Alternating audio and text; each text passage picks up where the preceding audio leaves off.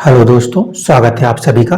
जैसे कि हम चर्चा कर रहे थे गुरु गोचर को लेकर, तो गुरु का ये होने वाला गोचर आज हम कुंभ लगन और कुंभ राशि के लिए बात करेंगे। ये जो गोचर होगा ये होगा 21 नवंबर 2021 से अप्रैल 2022 के बीच में। सबसे पहले आप कैसे जानेंगे कि आप कुंभ लगन के जातक जातिकाएं हैं अथवा नहीं, तो उसके लिए आप कोई भी फ्री सॉफ्टवेयर पे जाके अपनी कुंडली को बना लीजिएगा। वहां पे आपको कुंडली बनाने के बाद ये जो पहला भाव दिख रहा है इसके अंदर 11 नंबर लिखा हुआ दिखाई देगा, तो इसका मतलब है कि आप कुंभ लगन के जातक जातिकाएं हैं।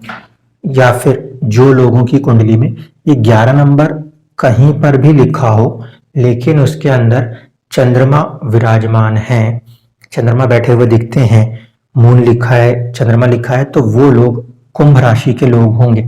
जो लोग कुंभ राशि के होंगे उनको ये बात का ध्यान रखना है कि आपके ऊपर भी साढ़े साती चल रही है। जैसे मैंने अपने पिछले वीडियो में दिया था वैसे ही यहाँ पर भी होगा।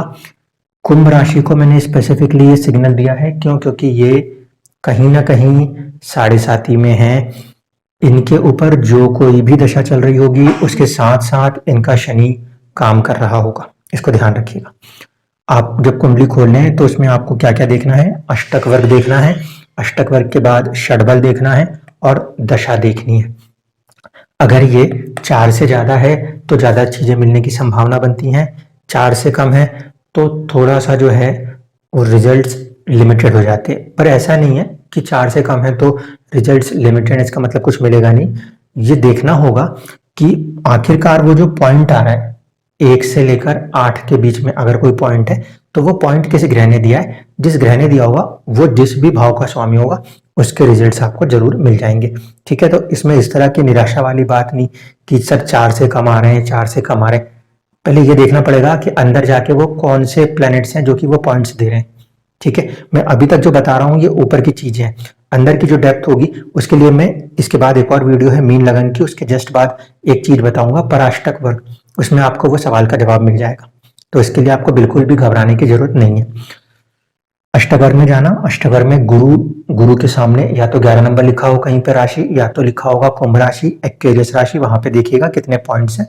पॉइंट से पहले ये समझ में आ जाए कि अगर मोर देन 4 है इसका मतलब ज्यादातर ग्रहों ने इस गोचर को अपना आशीर्वाद दिया हुआ है तो वो अपना रिजल्ट कर सकते हैं। अब दशा पे आप आओगे, दशा पे आपको ये देखना है कि आपके ऊपर गुरु की महादशा है, अंतरदशा है या प्रत्यंतर दशा है। अगर आप 11 नंबर के लगन को बिलोंग करते हो तो दशा इंपॉर्टेंट फैक्टर के तौर पे देखना है। और साथ ही साथ अगर आप कुंभ राशि से आते हो तो इस दशा के साथ जो मैंने आपसे कहा कि शनि के साढ़े साथी का इम्पैक्ट भी आपको लेके चलना है, उसको इग्नोर नहीं करेंगे। षडबल की बात करें, षडबल में आपको ये देखना होता है कि उस प्लेनेट के अंदर स्ट्रेंथ कितनी है, जिस ग्रह से हम उम्मीद कर रहे हैं कुछ देने की, क्या वो काबिल है देने के या नहीं। ये तीनों चीजें मिला के final intensity of the result को डिसाइड करती हैं। एक्चुअल में उस पीरियड के अंदर क्या मिल सकता है इसको बताने के लिए ये जो अष्टक वर्ग है इसी के अंदर की एक चीज होती है पराष्टक वर्ग, उसके तहत ये क्लीन होता है कि हाँ ये चीजें बनने की संभावना बन जाएंगी। ये हुई पहली बात। दूसरी बात, बहुत सारे लोगों को ऐसा लगा कि बस 20 तारीख को हुआ नहीं और 21 तारीख को बैंड बाजा बारात, ऐसा नहीं है। देखिए ये जो पूरे के पूरी लगन होती है ना ये 30 डिग्री की होती है। हाउस का अपना एक मिड पॉइंट होता है। ठीक है, हर एक कुंडली के अंदर वो मिड पॉइंट जो होता है ना वो आगे पीछे होके मिल रहा होता है, इस बात को समझिएगा। एक ही राशि है, एक ही राशि के अंदर जब गोचर कर रहे होते हैं तो ये 30 डिग्री के अंदर वो राशि आगे पीछे मूवमेंट कर रही होती है। तो जिन लोगों की राशि मान लीजिए 0 डिग्री से शुरू होती होगी उनके लिए हो सकता है 21 तारीख को ही उनके घर शादियों की शहनाइयां बज रही होंगी। जिन लोगों की राशि मान लीजिए कि आपको डिग्री में नजर आती है कि 5 डिग्री 6 डिग्री का है तो वो 21 की जगह 22-23 को हो रहा होगा। इस तरीके से जब आपके हाउस का जो मिड पॉइंट होता है ना, जब उसके पास ग्रह आता है तो उस भाव का फल करता है। ठीक है, यहां तक बात क्लियर रखिएगा। अब मेन चर्चा शुरू करते हैं कि होने क्या वाला है। कुंभ लगन के अंदर आप देखिए सबसे पहले तो 12th हाउस का लॉर्ड है शनि और वही फर्स्ट हाउस का भी लॉर्ड होता है। यहाँ पे पिछले 2-2.5 सालों से इन लोगों को बहुत ज्यादा मेंटल स्ट्रेस का सामना करना पड़ रहा है। हम इस चीज को इसलिए कह सकते हैं क्योंकि फर्स्ट हाउस का लॉर्ड जो है वो अपने से पीछे गया है, 12th हाउस में गया है। साथ ही साथ वो 12th हाउस का भी लॉर्ड है। इसको हम एक तरीके से विपरीत राजयोग की परिस्थिति मानेंगे। इसीलिए शनि यहाँ बैठा है तो एक विपरीत राजयोग बना रहा है। ये आपको लाभ देने की संभावना पूरी तरीके से रखता है। इसमें ये घबराने की जरूरत नहीं कि पीछे चला गया। अगर ये पीछे गया है तो आप अपने आप को मेडिटेशन से जोड़ लीजिए, हॉस्पिटल से जोड़ लीजिए, कोशिश कर लीजिए विदेश से जुड़ी हुई चीजों के साथ जोड़ लीजिए, ताकि आपको मेंटल स्ट्रेस जो है वो कम हो जाए। अब इस शनि की दृष्टियां देख लीजिए। एक तो इसकी दृष्टि है आपके कुटुंब भाव पे, आपके धन भाव पे। इस कारण से, इस दृष्टि के कारण कुटुंबजनों के साथ बातचीत में थोड़ी सी नेगेटिविटी देखने को मिल सकती है, या फिर कई ऐसा हो सकता है कि अचानक से आपका जो सेविंग्स है उसमें खर्चे आ जाए, कमियां आने लगी। शनि की जो 7वीं दृष्टि है वो है आपके 6th हाउस पे। 6th हाउस कंपटीशन के लिए होता है, 6th हाउस एक्सीडेंट्स के लिए होता है, 6th हाउस हमारे सर्विस के लिए होता है। तो इन तीनों एरियाज के अंदर कंपटीशन, एक्सीडेंट और सर्विस के ऊपर तकरीबन जनवरी 2020 से शनि की दृष्टि है। कुछ लोगों के कंपटीशन से निकल गए होंगे, कुछ लोगों के आने वाले वक्त में निकलने वाले होंगे। जैसे कि मैंने आपको बताया कि जब ग्रह आगे बढ़ता है तो डिग्री बाय डिग्री जैसे जैसे वो हिट करता है वैसे वैसे लोगों के काम हो रहे होते हैं। ऐसा नहीं है कि सारा एक साथ ही होते हैं। कुछ उसी लगन के जातकों के काम आज बनते हैं, किसी के 2 महीने के बाद बन जाते हैं। तो ये चीजें होती हैं, वो डिग्री के इफेक्ट के कारण होता है। अब आप समझिए कि शनि की 10th एस्पेक्ट जो आ रही है वो आ रही है आपके किस्मत भाव के ऊपर। इसलिए कहीं ना कहीं हम ये कह सकते हैं कि लोगों की या तो हायर स्टडीज की तरफ इनकी मूवमेंट होगी, क्योंकि 9th हाउस फादर को रिप्रेजेंट करता है। 9th हाउस रिप्रेजेंट करता है आपके जो हायर स्टडीज होते हैं। हायर स्टडीज से मेरा मतलब होगा जो आपकी पीजी होती है, अंडर ग्रेजुएशन के बाद की जितनी भी स्टडीज हैं वो कहीं ना कहीं 9th हाउस और 11th हाउस की तरफ देखी जाती हैं। इसलिए कहीं ना कहीं इनको कोई हायर स्टडीज की तरफ इनका मूवमेंट देखने को मिला पिछले तकरीबन 1.5 सालों के अंदर। अब आप देखिए शनि के बाद दूसरा बड़ा ग्रह जो है वो है केतु। केतु का फॉर्मेशन आ रहा है जो कि 1.5 साल के हिसाब से सितंबर 2020 से यहाँ बैठा है और अप्रैल तक बैठा रहेगा। इसलिए 11 नंबर के लगन के जातक जातिकाओं के साथ उनकी जो जॉब है उसके अंदर चेंज होने की संभावना तकरीबन पिछले 1 साल से हम कह सकते हैं चली आ रही है, यानी सितंबर 2020 से चली आ रही है, जो कि अप्रैल 2022 तक बनी हुई है। जिन जिन लोगों की डिग्रियां हिट हो गई होंगी उनमें से किसी लोगों की जॉब गई होगी, उनको नई जॉब्स मिली होंगी, या किन्हीं भी कारणों से उनके जॉब एरियाज के अंदर या तो उनको कुछ स्ट्रगल या उनको कुछ चेंज ओवर देखने को मिल सकता था। साथ ही साथ हम बात करें, यहाँ पे राहु बैठा है, ये 4th हाउस है। यहाँ पे राहु का आना एंग्जाइटी देता है, तो हम ये मान के चल रहे हैं कि पिछले 1-1.5 साल से इन लोगों को काफी हद तक मन में एंग्जाइटी किसी ना किसी बात को लेकर बरकरार है। अब चलें जिसका कि गोचर होने वाला है, गुरु का गोचर होना है। गुरु इस लगन के अंदर जो होता है ये स्वामी होता है 11th हाउस का, और ये स्वामी होता है आपके 2nd हाउस का। ठीक है, गुरु 11th हाउस का स्वामी होने के कारण लाभ को दर्शाता है, और 2nd हाउस का स्वामी होने के कारण ये धन को भी दर्शाएगा, संचित धन को दर्शाएगा। लेकिन ध्यान रखिएगा, अगर दशा चल रही है तो थोड़ा सा समझ जाइएगा, क्योंकि ये है कौन से हाउस का लॉर्ड? 2nd हाउस का लॉर्ड। तो रोग चोट एक्सीडेंट ना करे, इसको ध्यान में रखना है। इसीलिए थोड़ा सा संभल के अपने आप को गाड़ियों को चलाइएगा, अपने हेल्थ पे ध्यान दीजिएगा। बहुत अच्छी बात क्या है? बहुत अच्छी बात यह है कि इतने कम समय के लिए ही सही, लेकिन गुरु जो है ना वो दिशा बली हो जाएगा। गुरु दिशा बली हो जाने के कारण इन लोगों को कोई एक लाभ यहाँ से मिलता हुआ मुझे नजर आता है, और कुछ हद तक जो है धन के अंदर जो है कुछ सेविंग्स में बढ़ोतरी इनको देखने को मिल सकती है। 2nd हाउस का लॉर्ड अपने से 12th गया है, तो 2nd हाउस के लिए थोड़ी सी एक नेगेटिव बात हम इसको मानेंगे। यहाँ पे कुटुंबजन और साथ ही साथ अपने वाणी पे भी कुछ हद तक आपको संयम रखना होगा। धन का कारक है और धन का स्वामियों के केंद्र में आया है और अपनी दिशा बल को ले रहा है, तो अपने कारकत्व वाली चीजों को बढ़ाने की संभावना ये बिल्कुल रखता है। ये बात मैं स्पेसिफिकली किसके लिए कह रहा हूँ? ये मैं कह रहा हूँ धनु लगन वालों के लिए। धनु राशि में भी ये बात होगी, लेकिन वहां पे गुरु जरूरी नहीं है कि किसी दूसरे भाव में बैठा हुआ राशि में तो वो उसका ही स्वामी हो जाए, इसलिए स्पेसिफिकली लगन वालों के लिए ये वाली बात कह रहा हूँ।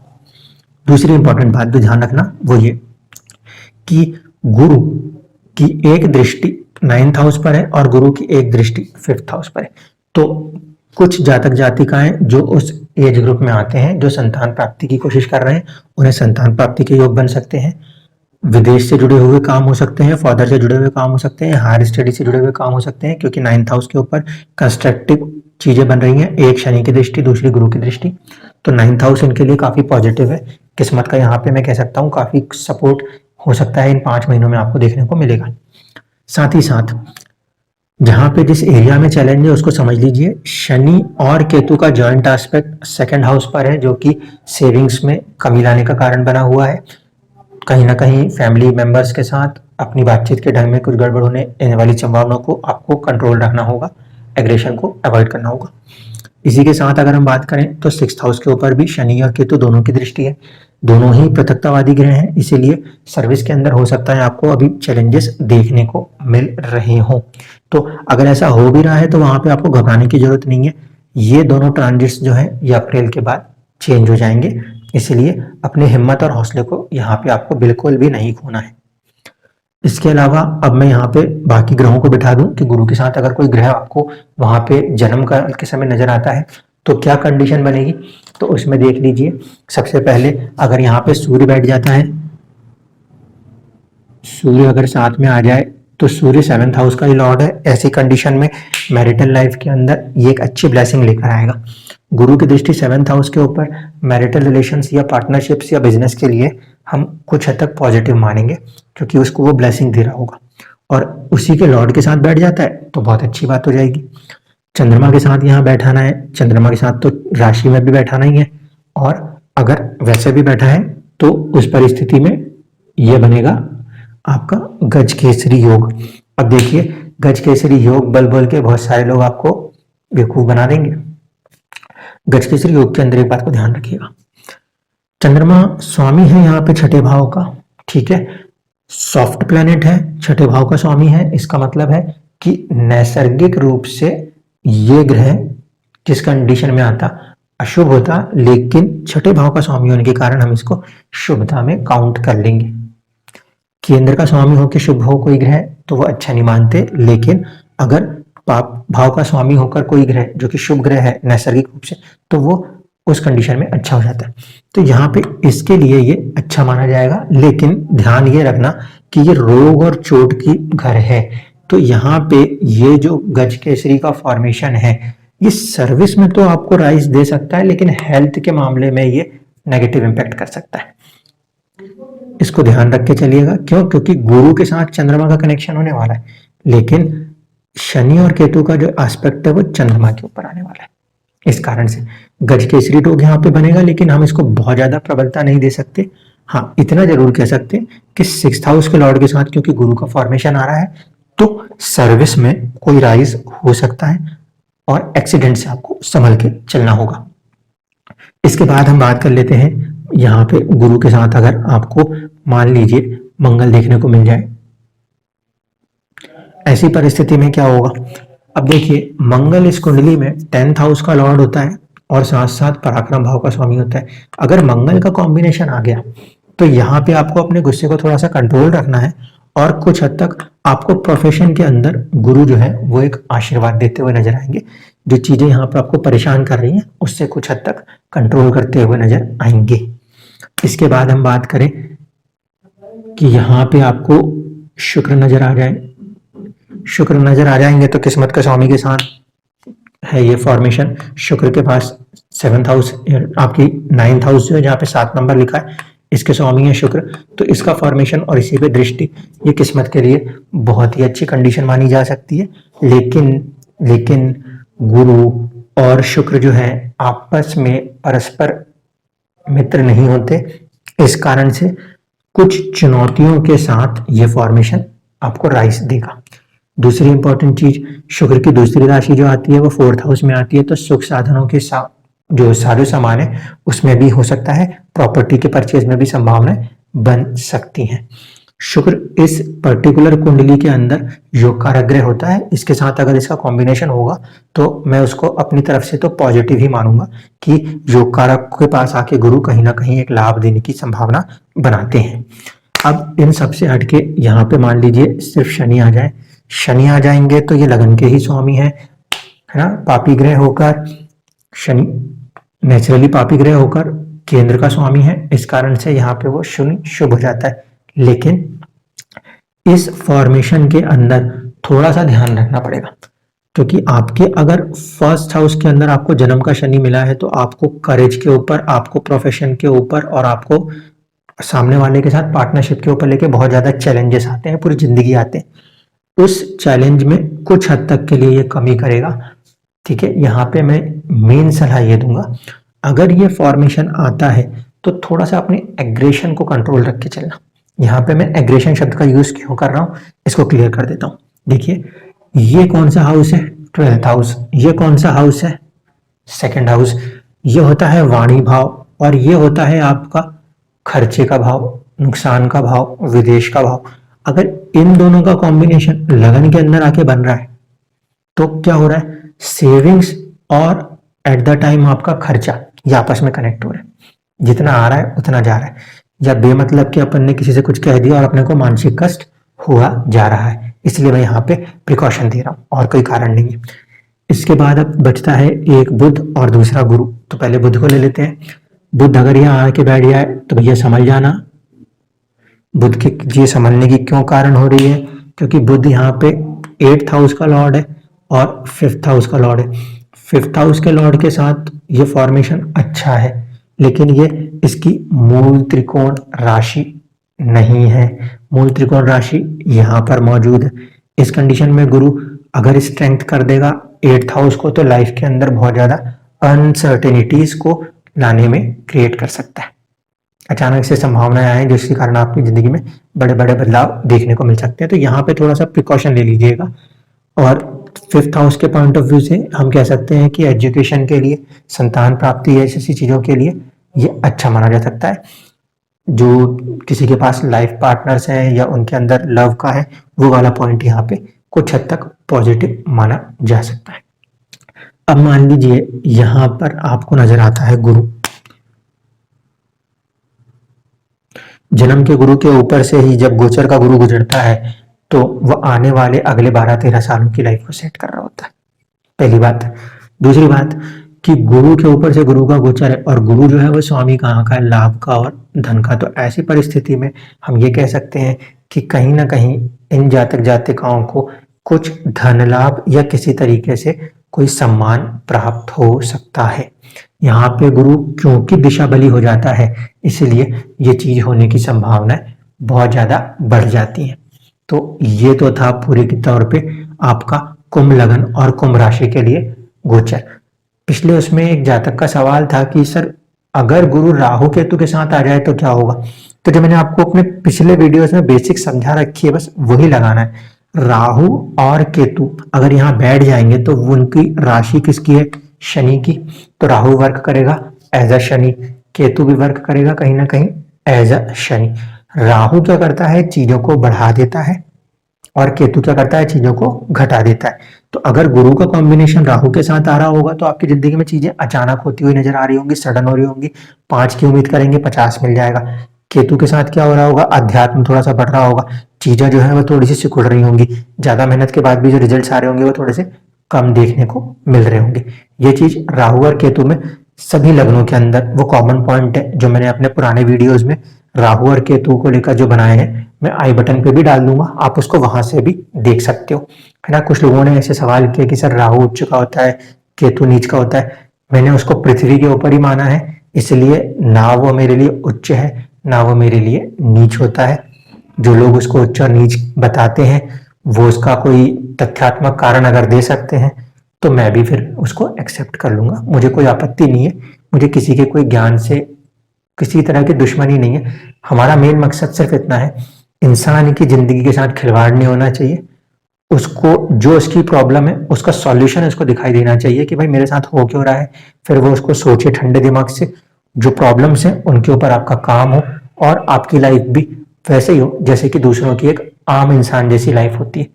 जिंदगी में कोई इंसान को परेशान रहने के लिए किसी ने जन्म दिया हो, मैं नहीं मानता। मैं इसीलिए ये चीज बोल रहा हूँ। गोचर के अंदर चीजें कम या ज्यादा मात्रा में मिलती हैं, उसके लिए भी मैं आपको पहले से ही बता रहा हूँ कि जितनी चीजें हम बता रहे हैं वो उसका पूरा खेल इस अष्टक वर्ग के अंदर और कुछ हद तक इस षडबल के अंदर छिपा होता है। जो गोचर हर बार होते हैं, कुछ लोगों को चीजें मिलती हैं, कुछ लोग बोलते हैं कि ये नहीं होता क्योंकि मुझे तो कुछ मिला ही नहीं, फिर वो निराश होते हैं। इसलिए मैं आपको बोल रहा हूँ कि पूरी बारीकी से अंदर तक समझिए कि कब मिलता है, कैसे मिलता है। इसके बाद आपके अंदर वाला थॉट नहीं आएगा कि चीज गलत है, साइंस गलत नहीं है। हाँ, अगर आपने कैलकुलेशन गलत लगा दी तो फिर आप झूठी उम्मीद दे रहे हो और झूठी उम्मीद के कारण आप लॉस ले रहे हो।